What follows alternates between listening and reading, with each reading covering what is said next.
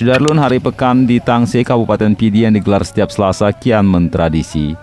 Lokasi Hari Pekan dipusatkan di kota Kecamatan Tangse, tepatnya di depan kantor Camat Tangse.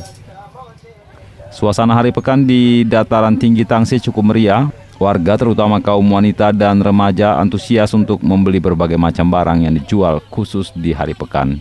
Adapun pedagang yang berjualan di Hari Pekan Tangse datang dari berbagai penjuru di Pidi. Mereka menjual berbagai barang mulai dari baju, alat perlengkapan dapur, hiasan, buah-buahan, dan makanan. Harga barang yang dijual di Hari Pekan relatif murah sehingga mudah dijangkau warga.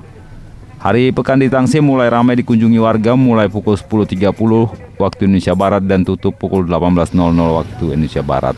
Saat ini walau masih dalam suasana pandemi COVID-19, tapi masyarakat memandang Hari Pekan sebagai tradisi sehingga masyarakat tetap ramai yang datang meski harus menjaga jarak.